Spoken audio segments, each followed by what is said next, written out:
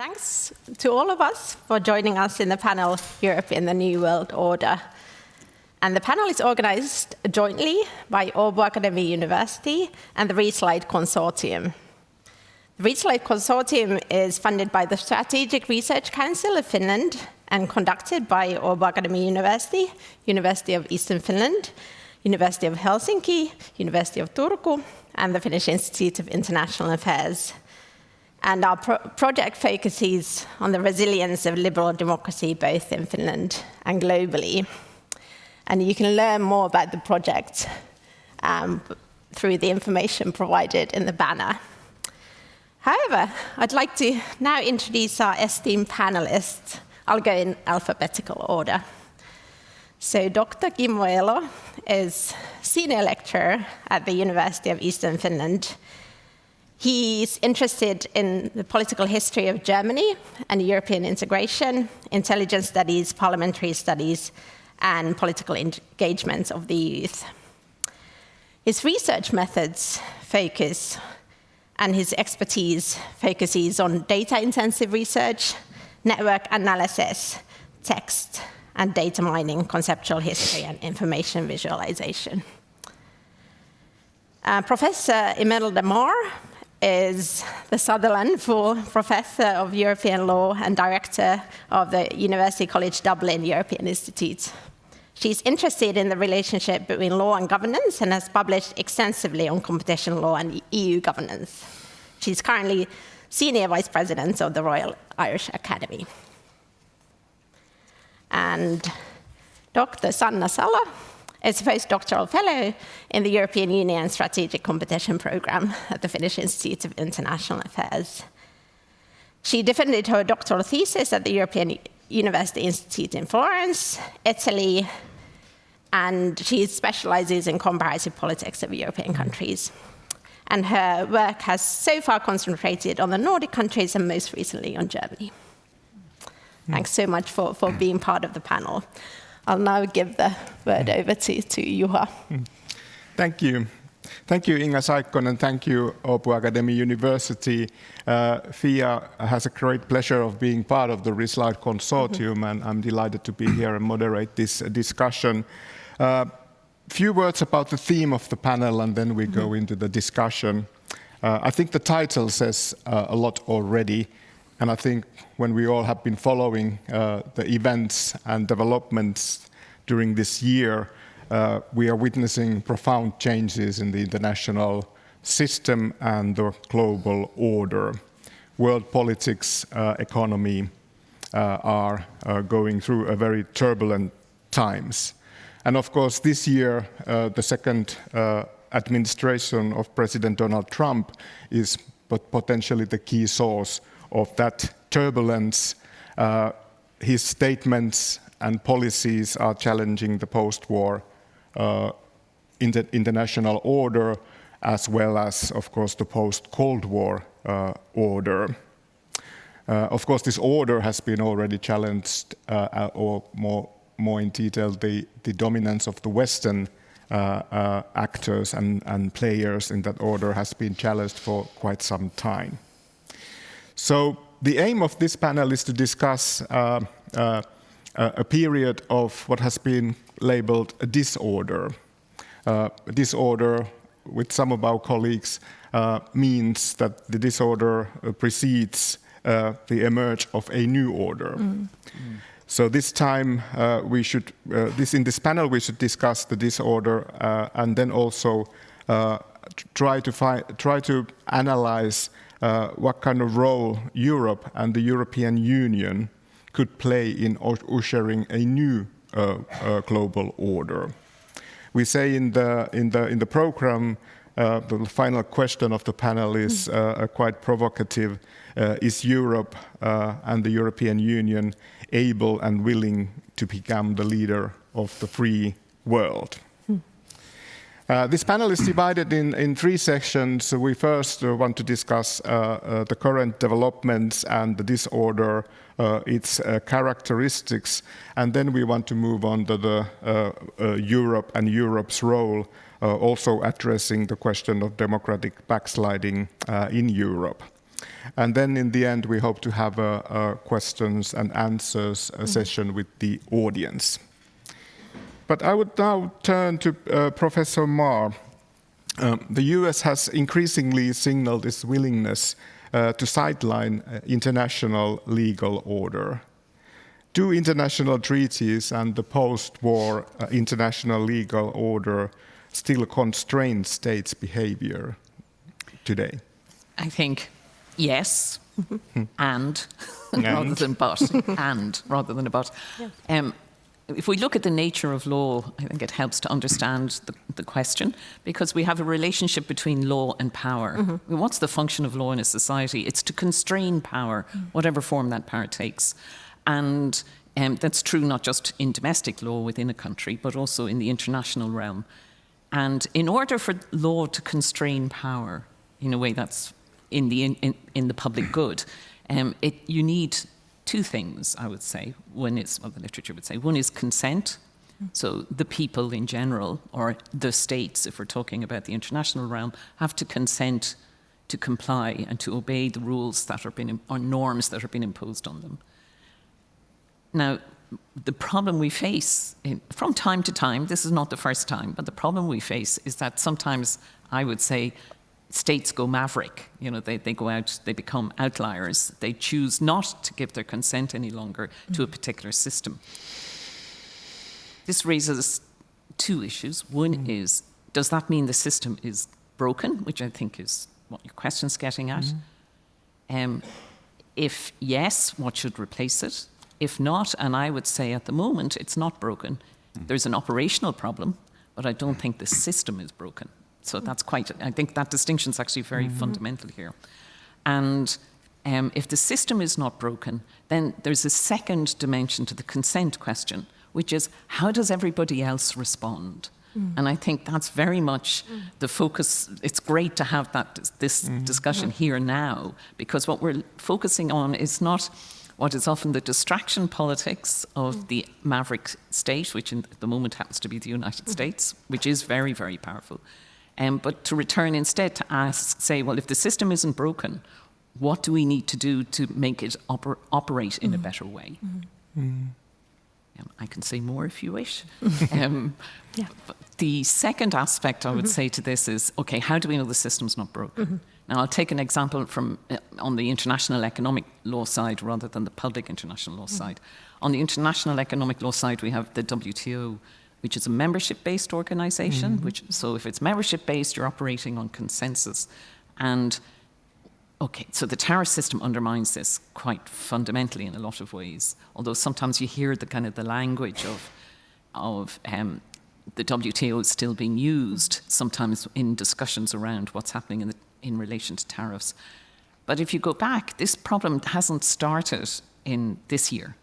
If we go back almost 10 years, the United States had a problem with the appellate board of the WTO and essentially have failed to reappoint people to the board, so it has ceased to function.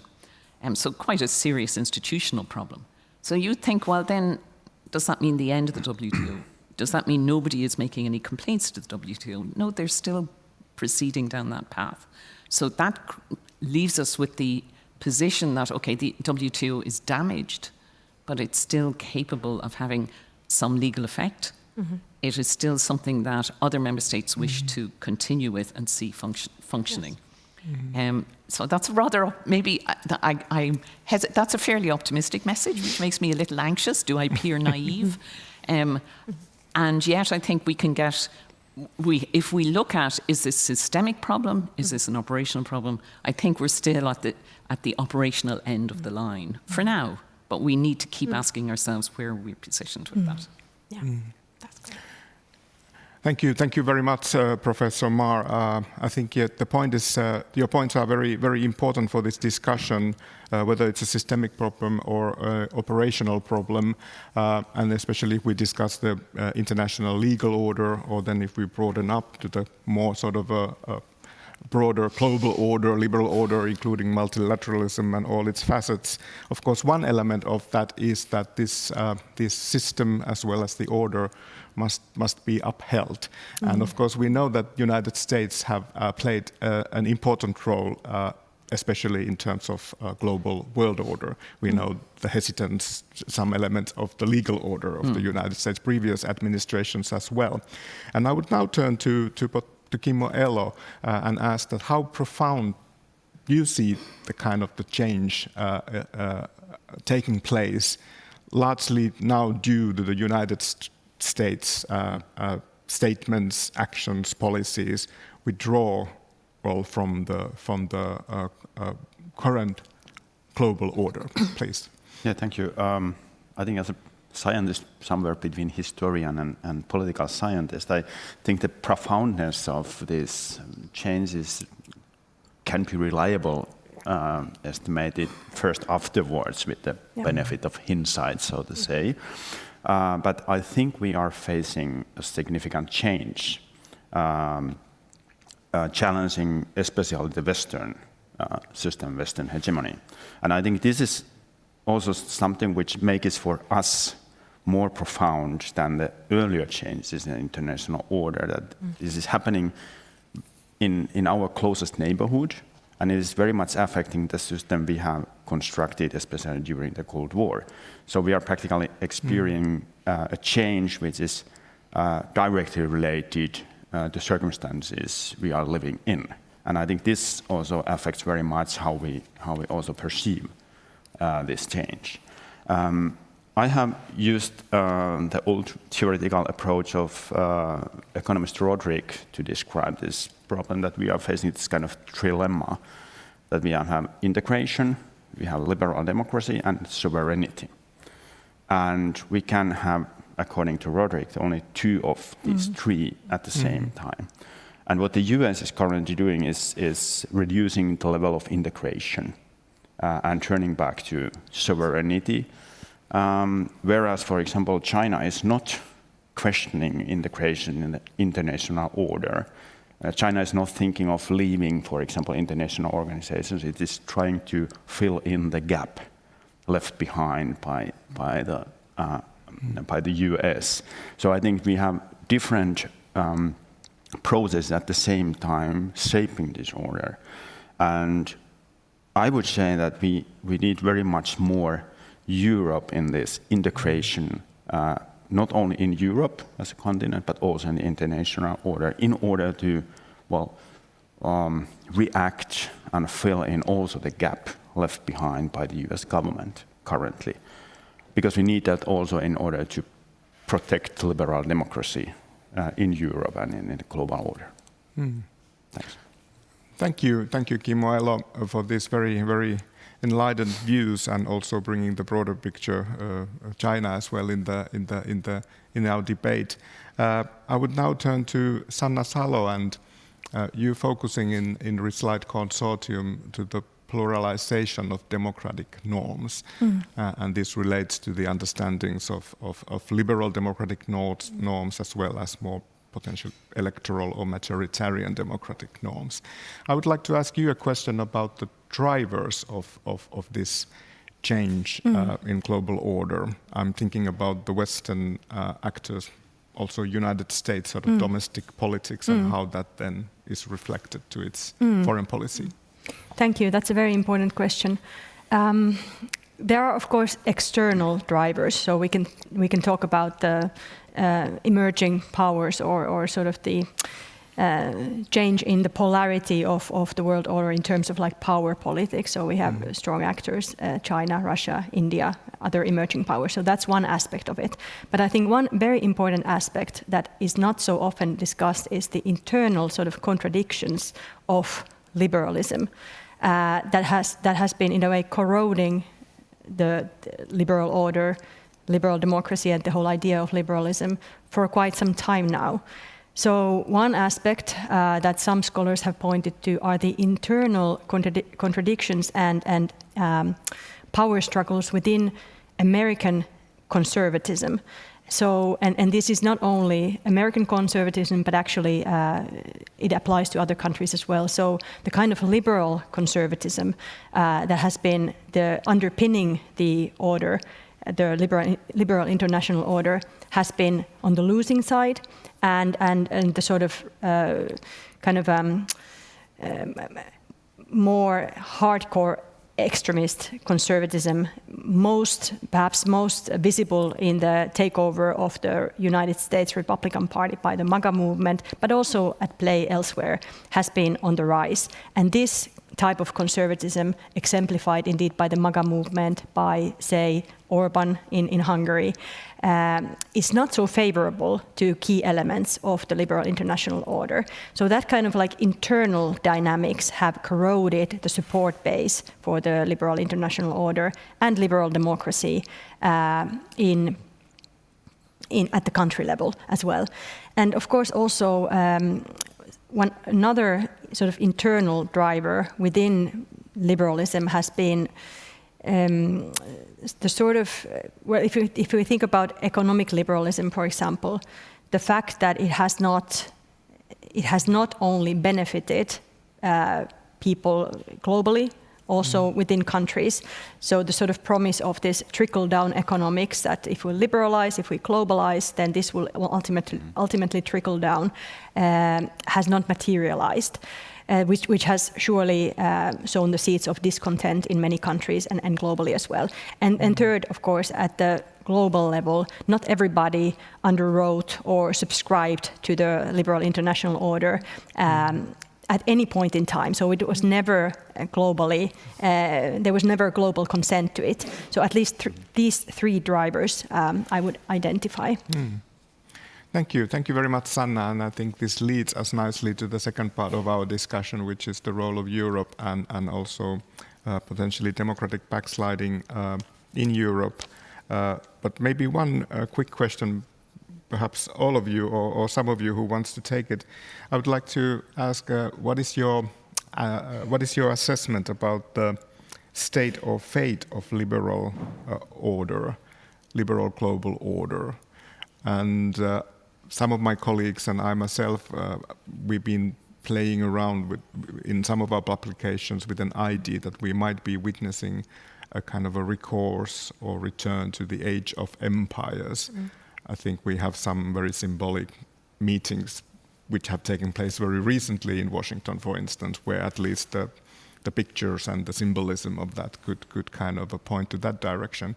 Do you see anything like that taking place when we move to discuss also the new order emerging? Who wants to? Okay, Kimmo, maybe. Well, very briefly, please. Yeah, I'm not so sure whether empire or empires is a good concept to describe, because as you pointed out, there's this kind of disorder and re-emerging order, and I think this is very typical in historical sense that we don't know the concepts to describe the new. Yeah. So at this point, I would more or less talk about or use the concept of regional hegemons to describe what, for example, Russia or China or US is willing to do, also Europeans. So we have also this historical consciousness and memory of evil empires, which is very much affecting our approach. And I think this kind of memory is also important in order to prevent negative trends, to react in advance to this kind of developments. And therefore, I would be a bit against this empire, the return of empires. But I see a rise of hegemons, or at least countries who are trying to develop itself towards some kind of regional or regional hegemons. Yeah. Anybody else on the fate of liberal global order? With the I would tend to not think in terms of empire. I think, as you say, it's some newer. It's a good starting position because we all have instinctively we all have a sense of what's an empire. But I think that what's emerging in this newer order is something not the same. But as you say, we're struggling to work out what it is, but also to develop a language around it that will help us to maybe even to contain it, which wouldn't be a bad thing.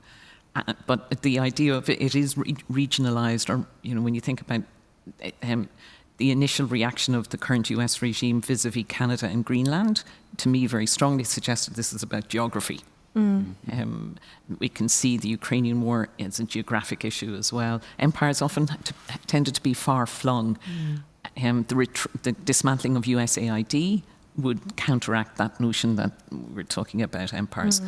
So I'm not sure if it's always a case of the local or the regional, or what is going to happen to the other area. What's going to happen with the gaps that have now been created by some of the retrenchment that has gone on. Yeah.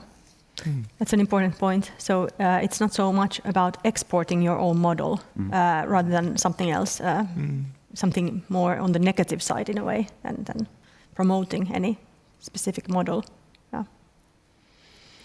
Thank you. And now to my colleague Inga, please. Yeah, thanks for fascinating analysis of the current situation. Now we'd like to ask you to reflect a bit more about the kind of Europe's response to these developments and what's been Europe's role in the responding to these changes, and also as a scholar in democratic backsliding, I would very much like to ask you questions about EU's role in deterring internal democratic backsliding within the EU, especially in relation to Hungary. But let's first ask or discuss Europe's role in meeting these challenges. So first I'd like to ask Sanna Salo about your evaluation. How effective has Europe's response thus far been to these challenges in global international order, and what's the role of EU in providing European response? Well, at the level of discourse, of course, and to some extent in policy actions as well, EU has, of course, been talking about strategic autonomy for the past decade and has been has had this quest for more autonomy. And sort of the Trump administration's actions have only accelerated that quest. But the EU is really struggling to put it into action.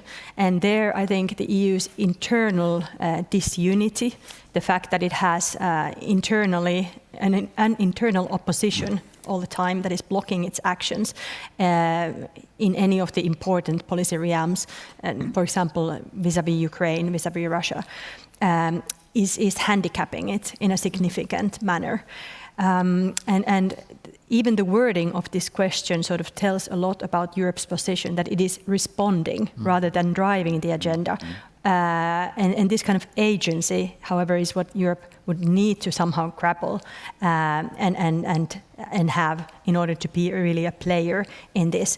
But for that to happen, it would have to have a vision and a unity behind that vision about what is it that it is going to do. And of course, perhaps we're going to talk more about these coalitions of the willing a bit later, but this is one manifestation of that kind of unity has not been found within the EU as such, and so different kinds of constellations have then been worked out to promote that role in a way, to have a seat at the table, so to speak. Great. Also relating to these challenges in responding to the changes in global order is related to Europe's role in providing common defense and defense policy. And today we have President Macron and Chancellor Merz meeting in Toulon to discuss common defense initiatives. So I'd like to ask Dr. Eller, is how significant do you see these developments in trying to build up some kind of common defense capacity within Europe? Well, I would second Sanna's argument that there is a lot of manifestations, declarations, but when we look at these concrete steps, there's quite little things happening so far. There's a lot of talk which is somewhere between national and supranational. So like this kind of coalition of willing and so on and so forth, I think there are kind of emergence solutions or ad hoc solutions, like we had in Euro crisis back in the 2010s, that we need to do something, but we don't have structures or processes in order to do that, which actually tells quite much about the current states of the EU in this kind of global politics. I recall these rather lively discussions also in academic work back in mid-90s, focusing on the actorness, global actorness of the EU, which actually was a very interesting debate, which resulted in nothing. And now we are facing the same situation, now with much more pressure in transatlantic relations from Russia, from China, from global order. But still we are struggling with the same questions Sanna pointed out. There's this disunity in the EU, this unwillingness to have kind of a common policies. I think this is something which we need to reform in the EU, that we need to decide whether we are going to leave it to the member states alone, or are we ready, and that's the message I actually expect and wait from this Franco-German meeting from today, that are we really willing to do this kind of steps towards a more united and more coherent EU-like of federal system.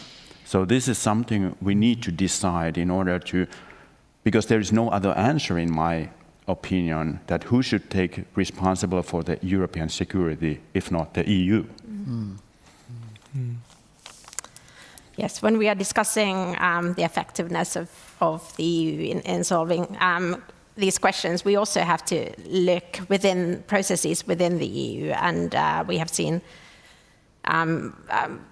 blatant democratic backsliding in the case of Hungary. Hungary is now an electoral authoritarian regime within the EU, and so far legal scholars have been quite critical of the actions taken by the EU. So I'd like to ask Professor Marr to reflect on this. So how do you view the role of EU's legal framework in constraining breaking rule of law and democratic backsliding in member states, and how effective have these measures been so far? What's your assessment? Not very effective. I feel I'm here to represent the failed legal order on this question in a way. I think we can think about it in a number of ways again. So first of all, let's start with the treaty, where we always do. Article 7 allows suspension of voting rights even to be imposed on a state who is failing to meet the values of the EU, which include the rule of law, which is stated in Article 2 and has been very strongly reinforced by the European Court in the last 10 years, I suppose. The problem with that is that the assumption in Article 7 is that only one state would be causing problems. And of course, historically, we had Poland and Hungary, so it hasn't quite worked. And then you have, so if we move away from that, we also had the politics here, and my colleagues would be in a better position to comment on this than I would be.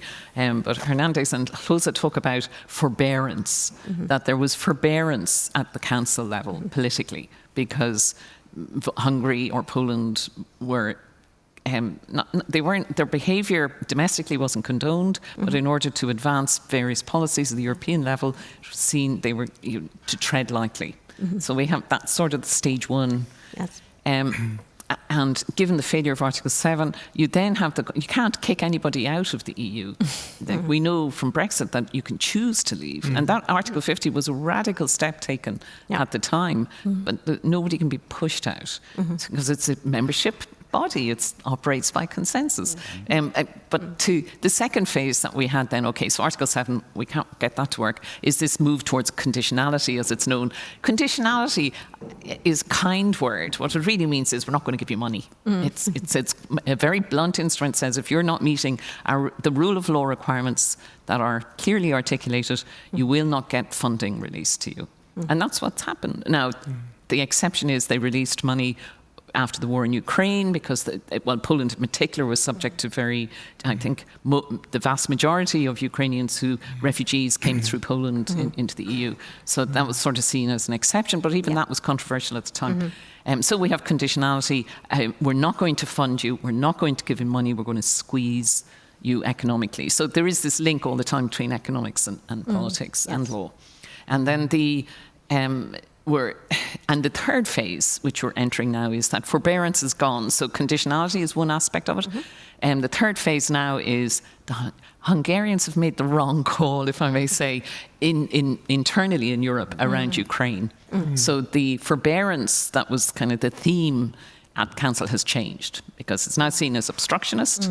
So it's lost insofar as it had friends. I think that's probably too strong a word, but that's disappeared. Then the final dimension of it, which is the one the lawyers focus on, is the court. And we have had I think I had a quick look last night, and there's 18 cases I counted up against Hungary. So there's a fair amount of action there, and perhaps most significantly is they were brought back under standard procedures in the European Court, where if you fail to comply with the judgment as a member state, you can be brought back into court and be fined for your failure to comply. And that happens, unfortunately, that has to happen every so often for lots of member states over different things. But the fine in this case against Hungary is it's punitive. It was 2 million plus 1 million a day. So there is the court was, this was seen as routine. It was a five-person court, meaning it wasn't a big grand chamber, so it was seen as a routine matter.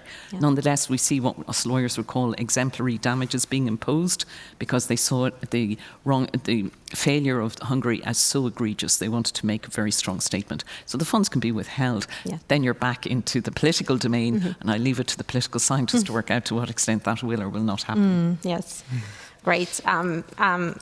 So we are seeing increasing kind of robustness in the kind of courts actions. The court is very robust, but the problem with the rule of law issue is it's a slow boil. You know, the story, you put the frog in the cold water, it won't jump out when you heat it because it's slow. That's the problem with the democratic backsliding. It's not going to win headlines, and it takes a crisis, in this case Ukraine, for action to be really triggered effectively.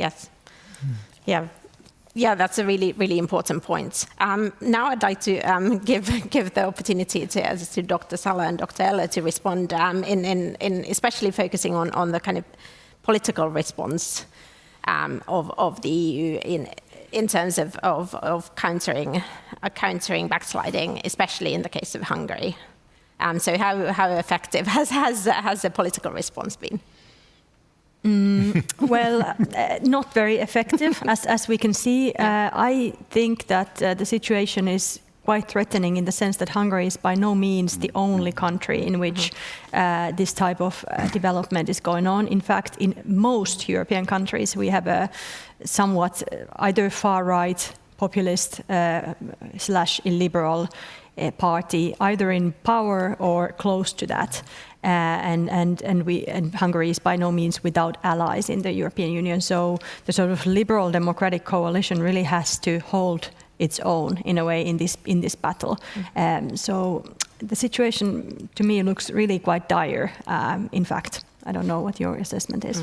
Well, I'm quite in line with you. So that I also see one problem, that we don't have any kind of far-reaching vision what we actually want to do with European integration, which is in this kind of turbulent times, the people are asking for this some kind of a goal. They could trust, and they could invest also time and participation in. And if we're just discussing about how much arms we need or how much support Ukraine needs, this is also, of course, important in this time. But we also need a kind of discussion, or we should start a discussion about the future of European integration in long term. What is the role of the EU and European integration in the new world order, as we are talking today? What should we do in order to compensate the withdrawal of the US from European security? How could we respond to that. But the most important thing is that the people have the impression that we are working towards a better future. Yeah. And I think this is something which is now very much fitting in for this illiberal forces, that there is no vision that people could trust and rely. And therefore it's a natural reaction to have fascination in the past times where everything was better. So this is first point. But I also would see changes on this political decision making. Now we have this unanimity still in very many fields. I would favor the introduction of this majoritan or this majoritan rule in all fields, including foreign security policy, in order to foster and strengthen this democratic order. But I think this is more important is that we have this vision because it's a countering this democratic backslide by giving the people some kind of trust in European integration in the future. Yeah. Yes. Thank you very much. Very, very interesting analysis, all of you. Now we have time for quick questions and comments from the audience, and there is a microphone as well available. So if you could please raise your hand if you want to ask a question or pose a comment for the discussion for the panelists. Nothing. This is your chance now. I can see at least one hand in the very back of the hall. I don't know if the microphone bearer sees. The microphone is just coming. And I would ask other participants to think about questions, comments.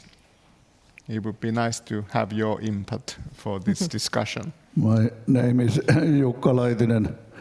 It seems so that in Europe it is in all respects some kind of casting flaws.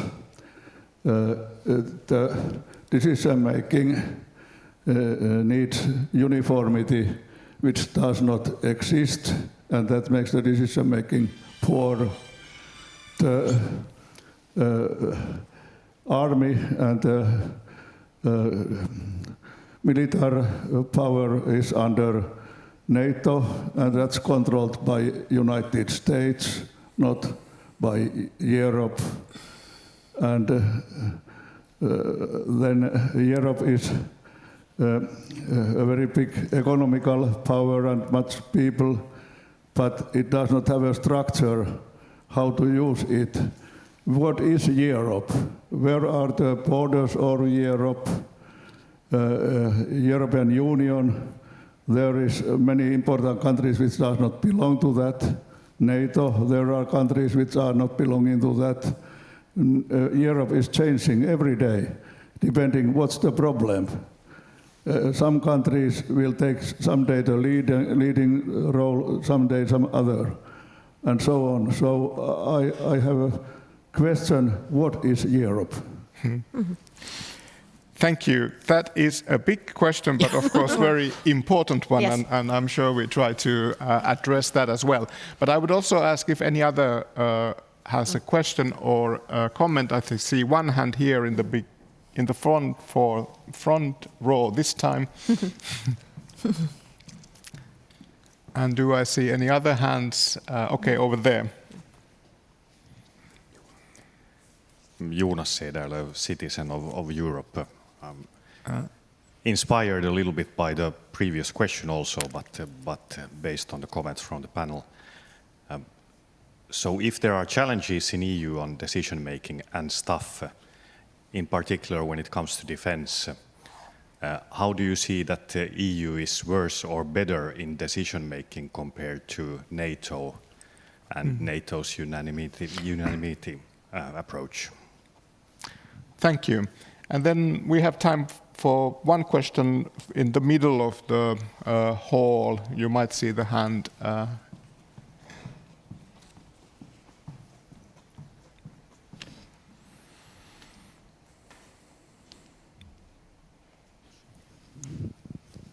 Thank you. I am Gábor Holzer from Hungary, but it's kind of irrelevant now.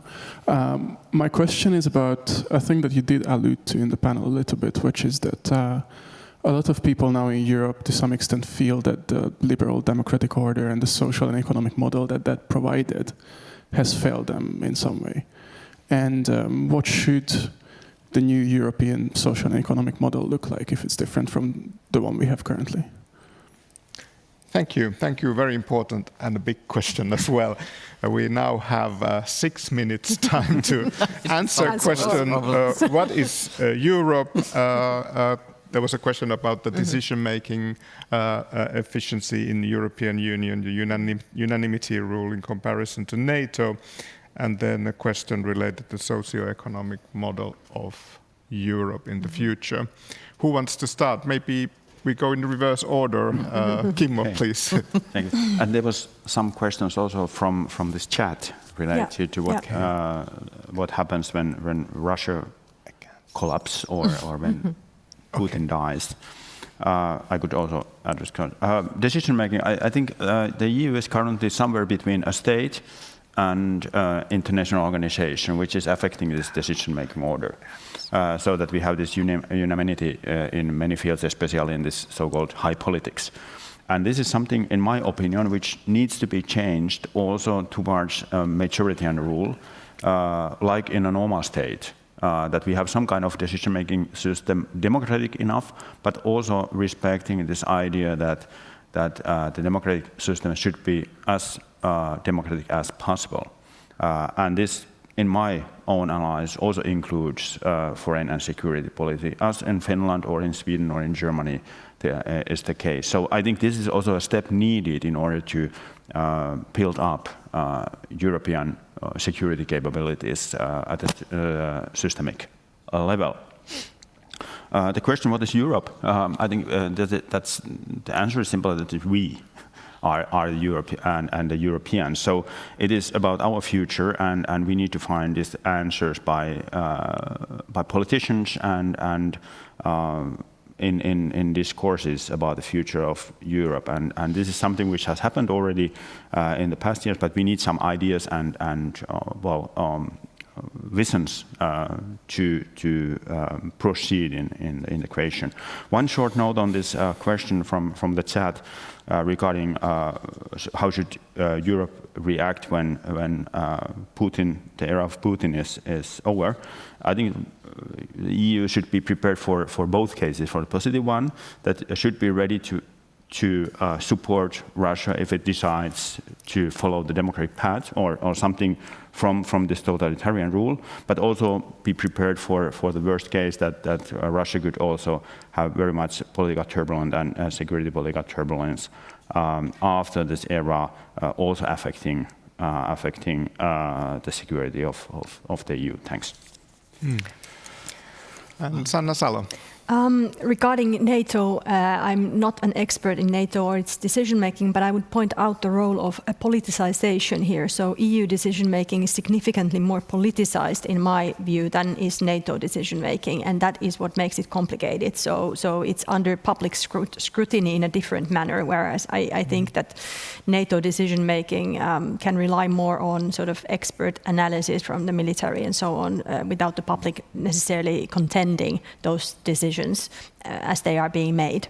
And that is what has made EU's life rather difficult in recent years or a couple of decades.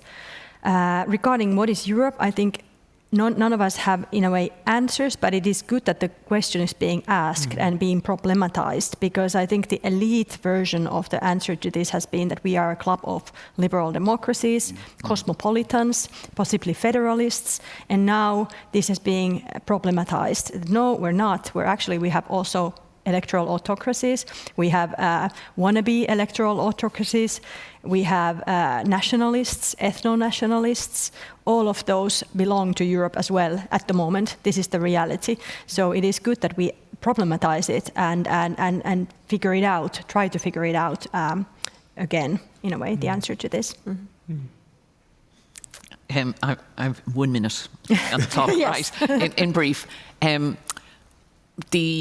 majority voting is fascinating for me to hear, and I heard your Prime Minister earlier when he spoke, because I come from an island state right at the edge of Europe, a long way west, and the question of defence and security is articulated in a very different way, because we're not in NATO either.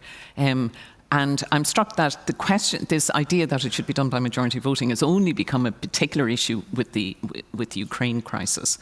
So member states are they're reinterpreting what's needed now in a way that just wasn't on the agenda. Now, to get that, as a lawyer, I'm thinking, but you need a treaty revision, and nobody's advocating treaty reform. So what's the alternative? You do like you did in the crisis. You come up with an independent international treaty, which you're perfectly entitled to do, which is the coalition of the willing. Which brings me to the question: what's the vision? Vision is needed around Europe. Thinking about international treaties reminds me of the awful global fiscal crisis and the European problems around that. You know, people seemed terribly lost. Politicians were lost. And what happened? We have the European central bankers stand up eventually and say, whatever it takes. 3 words. 3 words. They transformed the debate. Sometimes vision doesn't have to be a really detailed analysis. It just has to be conviction, hope, and hope. Practical hope, i.e. hope that isn't just wishful thinking, but is tied to a sense of agency.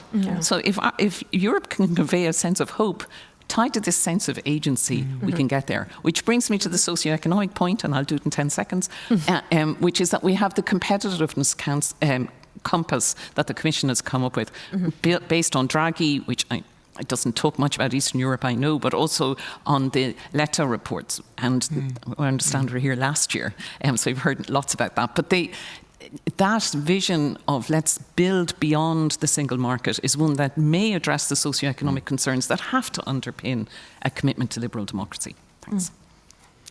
Well, unfortunately, we have to end the discussion, although I feel we would have had room for at least a couple of more hours to discuss these very important themes. But please join me in thanking our panelists for very insightful discussion on these very important topics. Thank you.